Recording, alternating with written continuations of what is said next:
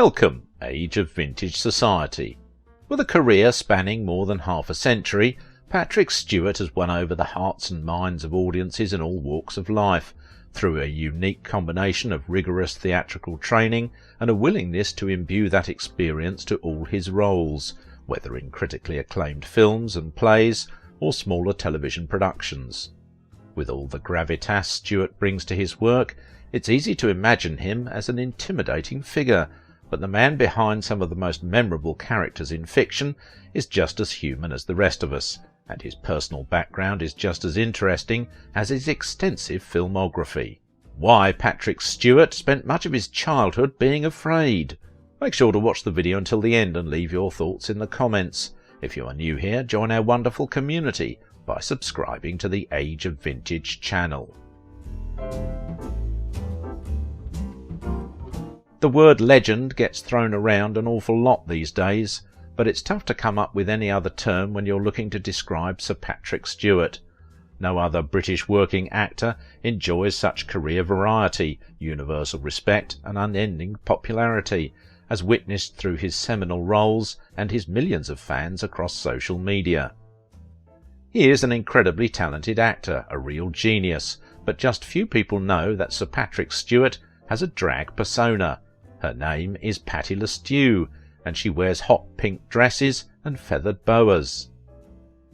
Stewart's legendary career includes his work as Captain Jean-Luc Picard, his famed Star Trek character that he portrays on CBS all-access hit series Star Trek, Picard, which he also executive produces, 7 films across Marvel's X-Men global film franchise, including his critically acclaimed work in 2017's Logan, his 3-time Olivier Award-winning stage work in Hamlet, Antony and Cleopatra, and A Christmas Carol, and Tony-nominated performance in Broadway's Macbeth, and countless additional credits, including his Golden Globe-nominated starring role on Star's Blunt Talk, inspired voice work on American Dad, and his Emmy-nominated performances in Moby Dick, Hamlet, and HBO's Extras, to name but a few.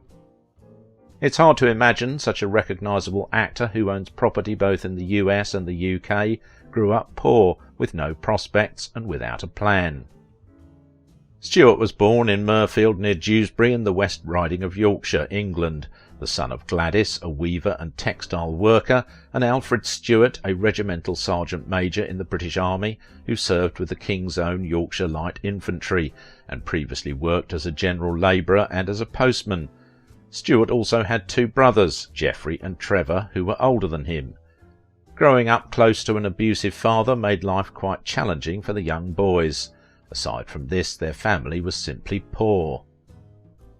From my calculations, I was conceived immediately before my father went to war, Stewart said, and he didn't come home until September 1945, so I was 5 years old before I ever saw him. Because his eldest brother was 17 years older than he was, Stewart warmly recalls having had his mum mostly to himself. His mother worked as a weaver in the local mills, earning as little as $7 for a 45-hour week. She was gone each morning before Patrick left for school and returned at around 4 p.m, reeking of the factory. "I can remember distinctly that oily, greasy smell of the wool," said Stewart. The family was practically destitute. Some of my earliest memories are of when a bill collector came to the door. My mother and I would hide behind the sofa and pretend we weren't in. I thought that was a great game. The family's home was just 2 rooms. The toilet was outside, and Patrick, an avid reader, often took refuge there with a book and a candle. Stewart describes his mother as a warm, tender, sensitive person, timid, fearful of everything. He said her fearfulness rubbed off on him, making him very cautious about things and unconfident. But he wasn't cautious about one thing, his desire to protect his mother from physical and emotional abuse by his father. He was a weekend alcoholic who beat up my mother and terrorised the house. For years I thought of him as the enemy. Though Stewart said his father never hit him, he wrote in a first-person piece for The Guardian in 2009 that, by age 7, he knew exactly when to insert a small body between the fist and my mother's face, a skill no child should ever have to learn. Despite the abuse, Gladys never left her husband. She loved him, Stewart said. My brothers and I would say, "You must leave him," but she never would. He described how the horrors of his childhood remained with him in his adult life. Stewart has been very open about his father's history of domestic abuse, which was triggered, Stewart believes, by the pressure of post-traumatic stress after being a decorated regimental sergeant major in the British Army during World War II. Both of his parents were blue-collar workers, and his father was a staunch Labour Party supporter, an affiliation Stewart carried until April 2018, in the aftermath of the Brexit decision. My father was in many ways a man of discipline, organisation and charisma, a regimental sergeant major no less. One of the very last men to be evacuated from Dunkirk, his third stripe was chalked onto his uniform by an officer when no more senior NCOs were left alive. Parachuted into Crete and Italy, both times under fire, he fought at Monte Cassino and was twice mentioned in dispatches. A fellow soldier once told me, "When your father marches on to the parade ground, the birds in the trees stop singing." In civilian life it was a different story. He was an angry, unhappy and frustrated man who was not able to control his emotions or his hands. As a child I witnessed his repeated violence against my mother, and the terror and misery he caused was such that, if I felt I could have succeeded, I would have killed him. If my mother had attempted it, I would have held him down. For those who struggle to comprehend these feelings in a child, imagine living in an environment of emotionally unpredictability, danger and humiliation week after week, year after year, from the age of 7. My childish instinct was to protect my mother, but the man hurting her was my father, whom I respected, admired and feared. Stewart, who left school at the age of 15, didn't have the fairy tale childhood that many of Hollywood's modern elite have been blessed with. He worked briefly as a reporter on the local newspaper, but a teacher at school had inspired in him a love of Shakespeare and the stage. Acting ambitions quickly superseded journalism. "I found the stage a very safe place to be," he explained. "Everything is predictable when you're in a play. Because of the chaos in my life, I loved the certainty and the opportunity to become somebody else and not myself." Stewart later enrolled at Crowley's Church of England, where he received his junior education. This is where he met one of the English teachers, Cecil Dormand, who played an important role in motivating Stewart to work on his acting talent by engaging in Shakespeare's plays. Get up on your feet and perform. After this he went to Mirfield Secondary School. Patrick began losing his hair while he was still a teenager. Losing your hair can be tough, but imagine if you lost it at 19 instead of the usual middle age. That's what happened to Patrick Stewart, who lost his hair while still a teenager due to alopecia areata. The actor has admitted that the loss rocked him pretty hard. "I wore hats all the time, caps, especially if it was windy." Newly timid Stewart needed to find a way to express himself. He accepted his shining hairless head and became a heartthrob in the process. He took up acting, and the rest is history. His success in the theatre business continued as he later went on to work with the Royal Shakespeare Company. This company had high rankings in the theatrical works. While working with the Royal Company, he toured the US for a couple of years. Some of the plays that they were performing in their tours included Much Ado About Nothing, King Lear, and As You Like It. He would continue with the Royal Shakespeare Company for over 15 years, taking on a variety of mostly smaller roles before heading for the world of screen acting. Ultimately, Stewart landed a role that would change the course of his career. He featured in the new series called Star Trek: The Next Generation as Captain Jean-Luc Picard. The productions of the TV show would later run from 1987 to 1994. After a short period of trying to win fans to their side, soon the show became a major hit. With time, the show began to attract up to 20 million viewers in every episode. This show earned Stewart an identity that would have a positive impact later in his career endeavours. Ian McKellen, Patrick Stewart's friend and X-Men colleague, was dubious about Stewart abandoning Shakespeare for Star Trek, even going so far as to advise his friend not to take the now iconic role. Thankfully Stewart didn't heed McKellen's advice and went on to be one of the greatest Star Trek captains of all time.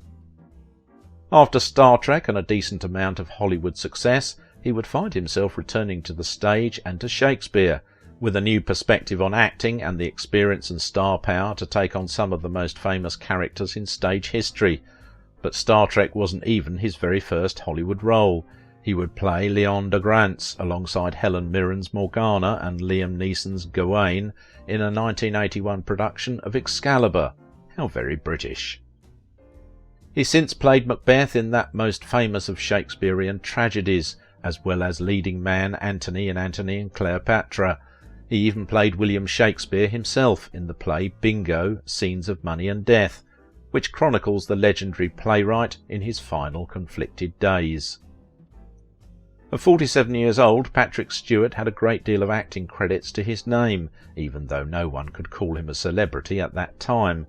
He was hesitant to sign the 6-year contract, knowing it would tie him down to Hollywood and separate him from his stage acting career, but when he was assured that the show probably wouldn't last that long, he reluctantly signed away. It's nigh impossible to imagine anyone else in the role of the equally commanding and fair-minded captain, and it's shocking to think that it might not have been if Stewart had placed his stage career over the need to make a little more money. He brought a great deal of sophistication to what many might have considered a silly pulp show, and even today he never misses a chance to defend his decision and the importance of Star Trek in the lives of many fans. After all, Shakespeare was entertainment for the common man, too, once upon a time. Around this period he had been screening for a new role as Professor Charles Xavier in the new movie X-Men 2000. After its release, the movie was a commercial success, grossing over $157 million at the box office. When Stewart was first offered the role of Professor Xavier in the X-Men films, he had absolutely no knowledge of the X-Men or the character. A producer gave him a copy of the comic, to which he asked, "What am I doing on the front of a comic book?" Over the years, Stewart has formed close relationships with British acting greats and various co-stars such as Sir Ian McKellen and Brian Blessed, whom he met at a Mytholmroyd drama course when they were young.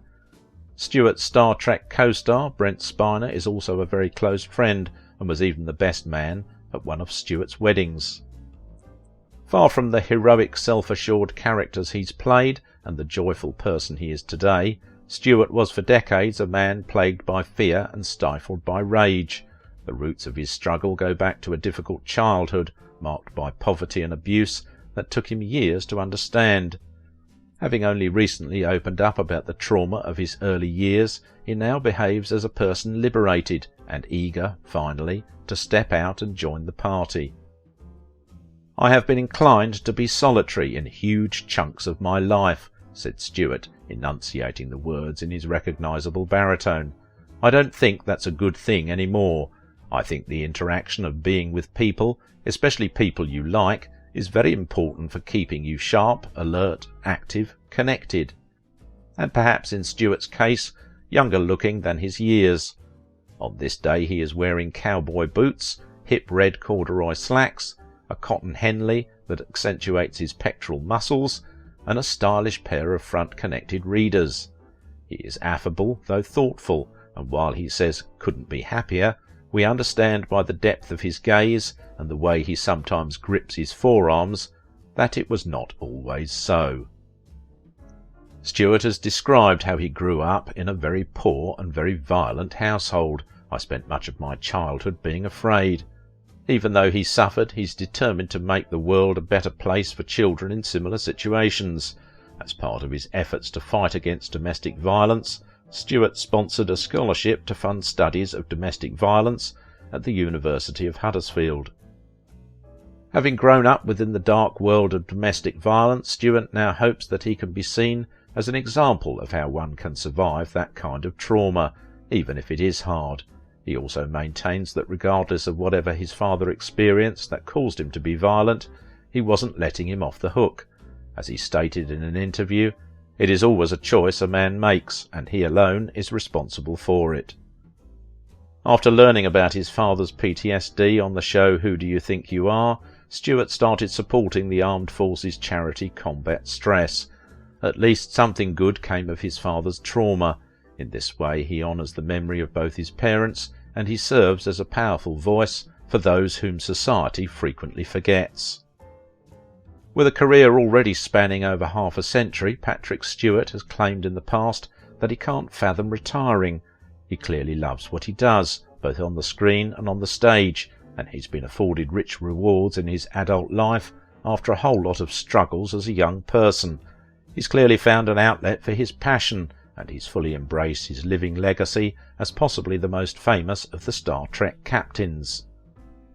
It's rare to see an actor continue performing with such regularity into his 70s and 80s, but fans everywhere will agree that there's still plenty of life left in the man who rose from poverty and tension in post-war Yorkshire to become one of the most distinguishable and distinguished actors in all of stage and screen. In 1966, Patrick Stewart tied the knot with choreographer Sheila Falconer. Together they had 2 children, Sophia and Daniel. After ending his first marriage, he got married to Wendy Naus in 2000 before divorcing in 2003. Immediately after this, Stewart entered into an affair with Wendy Naus, an actress.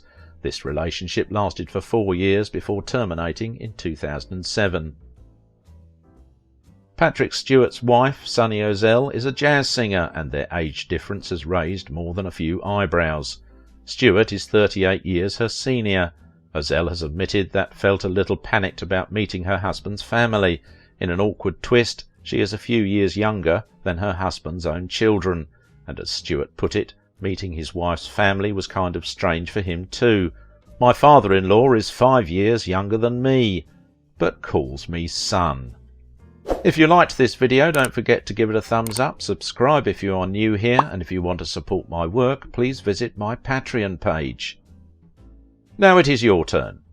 What do you think about the life and legacy of Patrick Stewart? He is one of the most iconic movie and TV stars of our time.